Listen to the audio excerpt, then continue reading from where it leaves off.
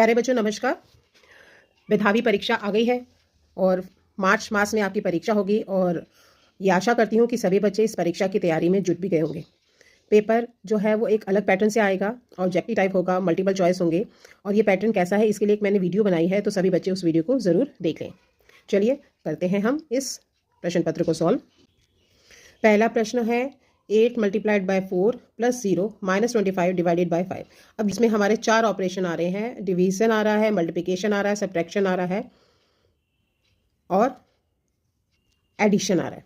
तो ये ऐसे क्वेश्चंस को करने के लिए हमारा एक रूल होता है जिसे हम कहते हैं बोर्ड मास रूल। इसके हिसाब से ये शब्द आप याद कर लो, bracket open, division, multiplication, addition and subtraction. ठीक है, तो सबसे पहले अगर ब्रैकेट है तो वो ओपन होती है, उसके बाद डिवीजन होता है, फिर मल्टीप्लिकेशन होता है, एडिशन होता है और ये सब्ट्रैक्शन होता है। अब इस रूल को फॉलो करेंगे और हम इस क्वेश्चन को करेंगे। तो सबसे पहले हमने डिवीजन करना है तो हम इसको डिवाइड करेंगे, हमारा आंसर आ जाएगा 5। उसके बाद मल्टीप्लिकेशन है 8 4 ज़ा 32, यह आ जाएगा हमारा आंसर। फिर एडिशन है तो हम इसमें एडिशन कर देंगे, ये आ गया 32 और लास्ट में सब्ट्रैक्शन है और इसमें से 5 को माइनस कर देंगे तो आंसर आ जाएगा 27। तो हमारा आंसर हो गया नंबर 1।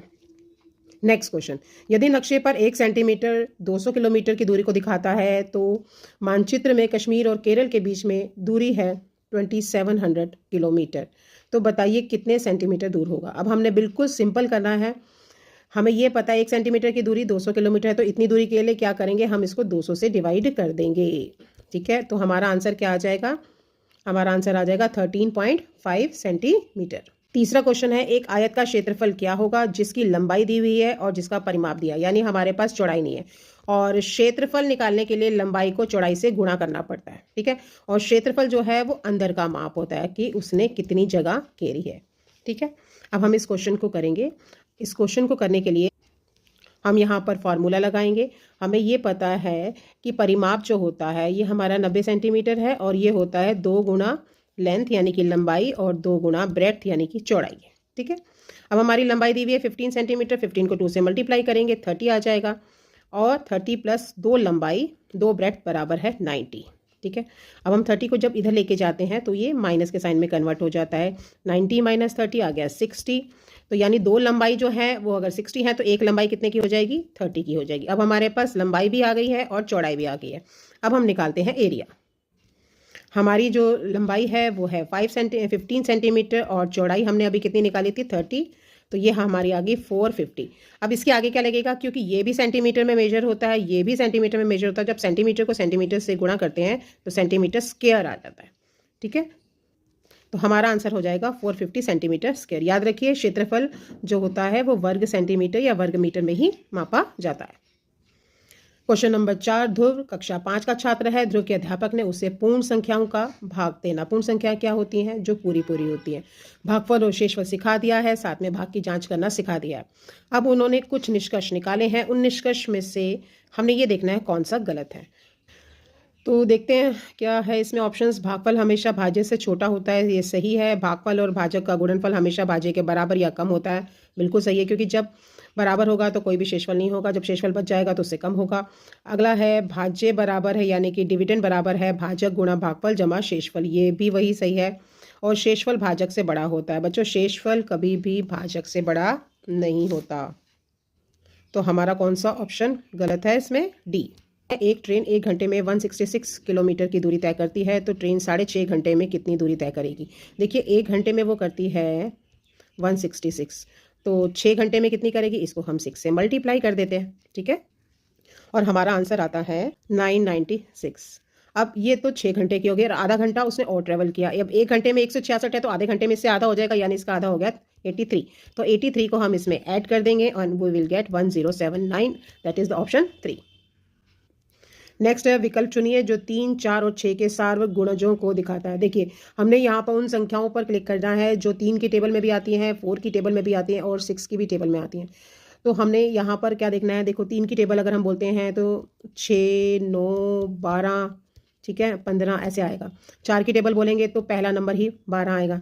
6 की टेबल बोलेंगे तो भी पहला नंबर 12 आएगा। जब हमें पहला नंबर मिल जाता है तो हम इसको 2 से मल्टीप्लाई कर देते हैं, तो हमारा नेक्स्ट नंबर आ जाता है 24, तो हमारा नंबर होगा 12 और 24।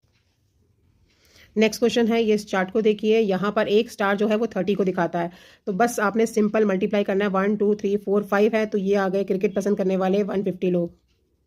फुटबॉल पसंद करने वाले 3 हैं, 3 को 30 से मल्टीप्लाई करेंगे तो ये आ गए आपके 90। खो खो पसंद करने वाले 4 हैं, तो ये आ गए आपके 120। ठीक है, और कबड्डी पसंद करने वाले हैं 6, तो ये आ गए आपके 180, यानी कि सबसे ज़्यादा कबड्डी वाले हैं। चलिए, जब आप ये ऐसा निकालेंगे उसके बाद ही आप प्रश्नों को हल करना शुरू करेंगे।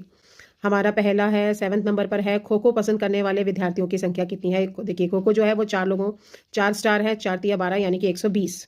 अगला है, विद्यार्थियों को कौन सा खेल सबसे कम पसंद है, नेचुरली जिसको सबसे कम स्टार मिले, और वो है फुटबॉल।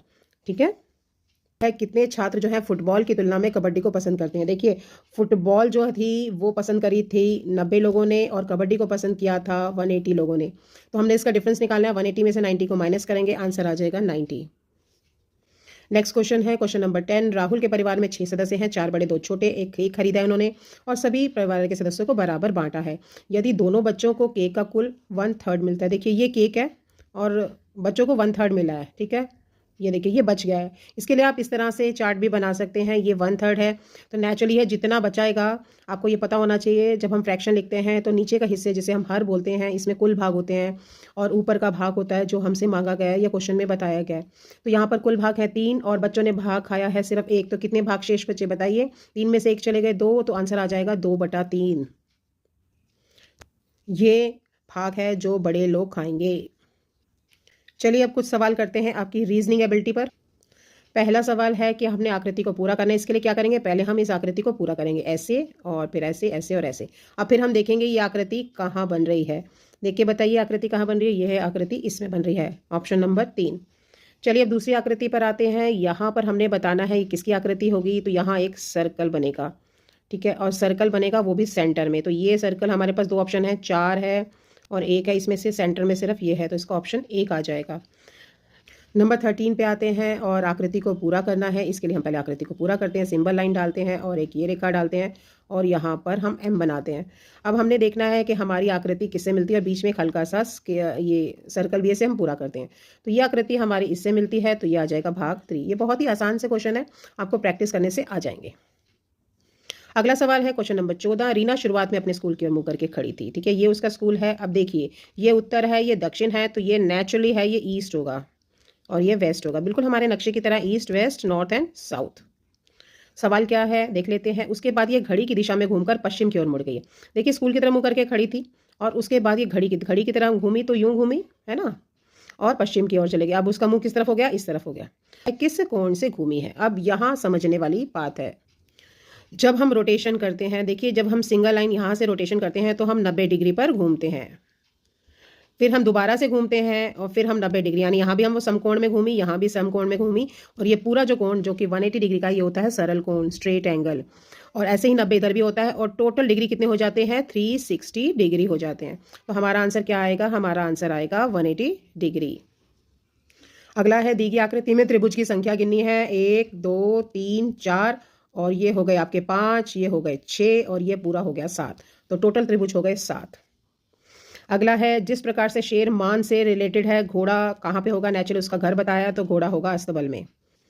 3 और 7 में अंतर आता है 4 का, हम यहाँ 4 लिख देते हैं, और 15 और 7 में अंतर आता है 8 का या 16 का। देखिए 31 और 15 के बीच में अंतर है 16 का, यानी डबल हो रहा है, 4 दूनी 8, 8 दूनी 16, तो नेक्स्ट अंतर क्या आ जाएगा, 32 का अंतर आएगा। हम क्या करेंगे, 31 में 32 को ऐड करेंगे, तो हमारा आंसर क्या आ जाएगा, 63 इज द राइट आंसर। 120 यानी से पहले आ रहा है 12, यानी 12 और 120 है, बिल्कुल आसान है, 0 लगा दिया है। इस प्रकार से अगला उत्तर क्या होगा, 25 और 250, हम 25 के पीछे 0 लगा देंगे, आंसर आ जाएगा ये। अगला है, विषम का चयन करें। विषम का चयन करें, अब इसमें देखना है कुत्ता, हाथी, बिल्ली और भैंस। ये मुझे लग रहा है ये 3 पालतू जानवर हैं और हाथी जो है वो जंगल में रहने वाला हो सकता है। नेक्स्ट है, कौन सा रंग इंद्रधनुष में देखा जा सकता है। देखिए, इंद्रधनुष के रंगों के लिए एक शब्द है, सभी बच्चे याद कर लें, बेजानी हप्पी नाला, यानी कि बैंगनी, जामुनी, नीला, हरा, पीला, नारंगी और लाल। तो यहाँ पर हमने देखना है हमें कौन सा रंग देख सकते हैं, वो है पीला। नेक्स्ट आ गए हम सेक्शन सी। यहाँ हिंदी है और ये एक गद्यांश दिया हुआ है। मैं जल्दी से गद्यांश को पढ़ देती हूँ। एक बार कड़कती गर्मी में एक चींटी को बहुत प्यास लगी हुई थी। वह पानी की तलाश में एक नदी के किनारे पहुंच गई। नदी से पानी पीने के लिए वह छोटी सी चट्टान पर चढ़ी, बट वहां से फिसल गई और फिसलते हुए नदी में जा गिरी। पानी का बहाव तेज होने से वह नदी में बहने लगी। पास ही एक पेड़ पर एक कबूतर बैठा हुआ था। उसने चींटी को नदी में गिरते हुए देख लिया। कबूतर ने जल्दी से एक पत्ता तोड़ा और नदी में चींटी के पास फेंक दिया। चींटी उस पत्ते पर चढ़ गई और कुछ देर के बाद चींटी किनारे लगी। वह पत्ते से उतर के सूखी जमीन पर आ गई। उसने पेड़ की तरफ देखा और कबूतर को धन्यवाद दिया। उसी दिन शाम को एक शिकारी जाल लेकर कबूतर को पकड़ने आया। कबूतर पेड़ पर आराम कर रहा था। उसे शिकारी के आने पर कोई अंदाजा नहीं था। चींटी ने शिकारी को देख लिया था और जल्दी से ही पास जाकर शिकारी के पांव पर जोर से काटा। चींटी के काटने पर शिकारी की चीख निकल गई और कबूतर जाग गया और वो उड़ गया। चलिए अब हम आते हैं इसके प्रश्नों उत्तर पर। प्रश्न नंबर 21, इस कहानी से आपको क्या सीख मिलती है? इस कहानी से ये सीख मिलती है, कर भला तो हो भला। अगर हम किसी का भलाई करते हैं तो ईश्वर हमारे साथ जरूर भलाई करता है। अगला है, चींटी नदी में कैसे गिरी? आपने पैराग्राफ को बहुत ध्यान से पढ़ना है। चींटी जो थी वो फिसल कर नदी में गिरी थी। अगला है, कबूतर ने चींटी को नदी में डूबने से कैसे बचाया? इसका आंसर होगा उसकी तरफ पत्ता फेंक कर। अगला है, कड़कती शब्द का पर्याय क्या है? कड़कती गर्मी के दिन थे। कड़कती मतलब बहुत अधिक। कड़कती गर्मी, कड़कती सर्दी। अगला है, कबूतर को शिकारी से बचाने के लिए चींटी ने क्या किया? उसने शिकारी को जोर से काटा। तो अगर आप कहानी को बहुत ध्यान से पढ़ेंगे, समझ लेंगे, नहीं समझ में आता एक बार तो दूसरी बार पढ़ेंगे, तो आप 5 नंबर आसानी से हासिल कर सकते हैं। अगला हमारा सेक्शन डी आता है। यह है इंग्लिश का। यहाँ भी एक पैराग्राफ दिया है। I am going to read the paragraph. Buddha walked on fearlessly. Angulimala ran as fast as he could, but could not catch up with him. He swore and shouted at Buddha, but the Buddha smiled kindly at him and continued to walk through the forest. This went on for several hours, and Angulimala was tired at last and sat down. The Buddha stood in front of him, and his face was shining with the kindness for the robber. "Who are you, man?" asked the Angulimal. "Why do you travel through this forest alone? Aren't you afraid of Angulimal? Why couldn't I catch you? What magic do you possess?" ये आपने कहानी सुनी होगी बुद्धा और अंगुलीमाल की। Buddha replied gently, "I am friend of yours and I have come to the forest to help you. I have come to save you from the future sin." मैं तुम्हें आगे के पाप से बचाना चाहता हूँ। "I am not afraid of you because I love you as I love all other men. My magic is the magic of kindness for all living creatures." These noble words touched the cruel heart of Angulimal and he fell at the feet of Buddha. "Oh Lord, save me," he said, sobbing. "I am the greatest sinner on the earth." He cried bitterly and tears flowed from his eyes in two unending streams. So that was the paragraph. Let's do some question answers based on this. Where was the Buddha walking? The Buddha was walking through the forest. Next, find the words from the passage which means the quality of being kind. That means kindness. Dayaluta. Who asked Buddha, "Who are you, man?" अगर आप एक बार paragraph ना समझ पाए तो दूसरी बार पढ़ लें। Angulimal. Next, what is the verb in the sentence? Verb क्या होता है? Action verb. Swore and shouted. तो यहाँ पे option C is the right answer. Buddha went to the forest to save Angulimal from the further sin. उसके भविष्य के पापों से बचाने के लिए। So that was the paragraph. Move to the GK question. संविधान दिवस कब मनाया जाता है? तो ये बना था 26 नवंबर 1949। नेक्स्ट क्वेश्चन है, भारत की प्रथम महिला राष्ट्रपति कौन थी? वो थी श्रीमती प्रतिभा पाटिल। और आजकल वर्तमान कौन है? श्रीमती द्रौपदी मुर्मू। चंद्रगुप्त मौर्य प्राचीन भारत के महान राजा थे। उनके गुरु कौन थे? उनके गुरु थे चाणक्य। और इनका एक बहुत ही प्रसिद्ध ग्रंथ है अर्थशास्त्र। चाणक्य नीति भी बहुत ही मशहूर है। भारत के गृह मंत्री कौन है? भारत के गृह मंत्री हैं अमित शाह जी। नेक्स्ट है, जैविक खेती क्या होती है? जैविक खेती वो खेती होती है जिसमें पौधों के और पशुओं के अपशिष्ट का उपयोग करके खेती की जाती है। इसमें बाहर से फर्टिलाइजर्स या केमिकल्स नहीं डाले जाते। और ये कौन से राज्य में सबसे पहले खेती हुई थी? वो था सिक्किम। अगला है, भारत के बर्डमैन किसे कहा जाता है? भारत के बर्डमैन हैं सलीम अली। इन्होंने अपने जीवन में बहुत सारे पक्षियों का अध्ययन किया है, उस पर अनुसंधान किया है। नेक्स्ट है, वीर बाल दिवस जो हाल ही हमने शुरू किया है मनाना, 26 2022 को मनाया जाता है। किसकी याद में मनाया जाता है? गुरु गोबिंद सिंह के पुत्र जोरावर सिंह और फतेह सिंह का शहीदी दिवस होता है। इसी दिन इन्होंने जो मुगलों के कहने पर इन्हें दीवारों में चुनवा दिया गया था, बट इन्होंने अपना धर्म बदलने से बिल्कुल मना कर दिया था। अगला है, सुश्रुत एक महान भारतीय विद्वान, ये किस क्षेत्र से थे? देखिए, सुश्रुत जो थे वो अपनी चिकित्सा के लिए जाने जाते हैं और कहा जाता है सुश्रुत ने उस समय सर्जरी कर ली थी। छोटे अपने यंत्रों से सर्जरी भी कर सकते थे वो। अगला है, फुटबॉल विश्व कप 2022 किस देश ने जीता है? ये जीता है अर्जेंटीना ने। अगला है, गणतंत्र दिवस परेड 26 जनवरी 2023 में किस राज्य की झांकी को प्रथम पुरस्कार मिला? ये मिला है उत्तराखंड की झांकी को। नेक्स्ट क्वेश्चन आता है, अब हमारे आपकी किताबों में से आधारित प्रश्न उत्तर पे आ गए हैं। सेक्शन एफ पे, निम्न में से कौन सा बाघों और अन्य जंगली जानवरों की आबादी में गिरावट का प्रमुख कारण नहीं है? देखो, अवैध शिकार से भी होते हैं, जंगलों में आग लगने से भी होते हैं, जंगलों में घर बनाने के लिए जंगलों को काटने से भी होते हैं। तो इसमें आबादी में गिरावट का क्या काम है? आबादी में गिरावट है जंगलों में भोजन की कमी। अगला सवाल है, मलेरिया की दवाई तैयार करने के लिए किस पेड़ की छाल का प्रयोग किया जाता है? ये प्रयोग किया जाता है सिनकोना। निम्न में से कौन से सांप की ऐसी प्रजाति है जो जहरीली नहीं है? देखिए अफाई, करैत, नाग ये सारे ही डेडलीस्ट पॉइजनस स्नेक हैं, सिर्फ एक अजगर है और जो होता है ये जहरीला नहीं होता। कौन सा त्यौहार चंद्रमा से जुड़ा हुआ है? देखिए इसमें जुड़ा हुआ है ईद। ईद जो होता है ये चांद को देखकर ही अगले दिन मनाई जाती है। अंतरिक्ष में जाने के लिए किसकी आवश्यकता पड़ती है? आवश्यकता पड़ती है अंतरिक्ष यान की। क्वेश्चन नंबर 46 है कौन सा कथन है जो महाद्वीपों के बारे में सही नहीं है? इसका निर्माण पृथ्वी की गर्म गैस के ठंडा होने से हुआ है। ये सही है। प्रारंभ में सिर्फ एक ही महाद्वीप था, उसका नाम क्या था? पेंजिया। मध्य और पशु सभी महाद्वीपों में नहीं पाए जाते हैं, ये भी सही है। तो अब इसमें आएगा कि महाद्वीप एक दूसरे से दूर नहीं हो रही, यही ऑप्शन जो है वो सही नहीं है। अगला आते हैं 47, इनमें से कौन सा ज्वालामुखी का प्रकार नहीं है? देखिए प्रसुप्त होता है जो काफ़ी समय से जागृत नहीं होता, सक्रिय होता है जो अभी भी जिसमें से एक्सप्लोजन हो रहा है, विलुप्त होता है जो बिल्कुल खत्म हो चुका है, और प्रमुख ये कोई भी प्रकार नहीं है।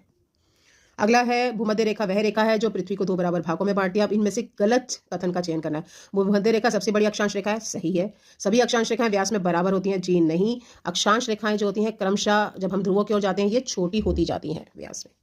पृथ्वी पर 179 अक्षांश रेखाएं, ये सही है। सभी अक्षांश रेखाएं काल्पनिक होती है, जी हाँ। पृथ्वी पर ऐसी कोई रेखा आपको देखने को नहीं मिलेगी अंतरिक्ष से। ऐसे कौन सी ऊर्जा का नवीनीकरण स्रोत है? बिल्कुल नया स्रोत है और वो है सौर ऊर्जा। अगला है कौन सा सुमेलित नहीं है, यानी किसका मैच सही नहीं किया है? अफ्रीका की जो घास भूमि है सवाना है, ये अफ्रीका के पश्चिम की घास भूमि है। मध्य एशिया में स्टेपीज पाए जाते हैं। ऑस्ट्रेलिया की घास भूमि को डाउन्स कहते हैं जो कि दोनों कटिबंधों में होती है, उष्ण में भी और शीतोष्ण में भी। प्रेरीज, जी हाँ, प्रेरी जो है वो उत्तरी अमेरिका की घास भूमि। दक्षिण अमेरिका की तो घास भूमि का नाम है ग्रान चाको और पंपास। नेक्स्ट, बाघ आए उस रात के कवि कौन है? ये है नागार्जुन। छोटी सी हमारी नदी की पंक्तियां जो है इनमें से कौन सी पंक्ति पाठ से संबंधित नहीं है? रात को हुआ करते सिहार है, घुटनों में भरे भीगो कर जाते पार, छोटी सी नदी टेढ़ी मेढ़ी धार, और ये लाइन नहीं है। पहाड़ पर्वत मैदान होकर सागर में जाने को तैयार। पाठ्य पुस्तक अनाज, रामायण, गेहूं, इनमें से कौन सा विकल्प सही नहीं है? बहुत ध्यान से देखना इसको। पाठ्य पुस्तक जातिवाचक संज्ञा है, सही है, जाति है ये। अनाज जातिवाचक है, हाँ जी, बहुत सारे अनाज होते हैं। गेहूं को भी अनाज कहते हैं, चावल को भी अनाज कहते हैं, मक्का को भी अनाज कहते हैं, जौ को भी कहते हैं। रामायण जो है वो व्यक्तिवाचक संज्ञा है, ये भी सही है। गेहूं जातिवाचक संज्ञा, यहाँ पे गेहूं जो है वो व्यक्तिवाचक हो जाएगी। क्यों? क्योंकि गेहूं जो जाति होती है वो अनाज की होती है, गेहूं तो व्यक्तिवाचक में आएगी ना, तो ये है हमारा राइट आंसर। चलिए अब हम नेक्स्ट क्वेश्चन पे आते हैं। Who is the poet of the poem topsy turvy land? तो इसका आंसर है H G. Wilkinson. Where was Robin Crusoe? It was alone on an island. Gulliver a sailor was once caught in the land of giants. Which pair is wrongly match? School of fish सही है, choir of singers ठीक है, flock of birds, और bunch of flowers, bunch की जगह होता है bouquet of flowers, bunch of keys होता है, तो that is the right answer. Happy होता है उदास, सॉरोफुल यानी दुखी भी उदास होगा, अनहैप्पी होगा, ठीक है। डिजेक्टेड महसूस करना अपने आप को, ये भी अनहैप्पीनेस को दिखाता है। फ्राइटन, देखिए फ्राइटन जो होता है वो डरा हुआ होता है, तो वो अनहैप्पी में नहीं आएगा, तो that is the right answer. और इसके साथ आपकी वर्कशीट होती है फिनिश।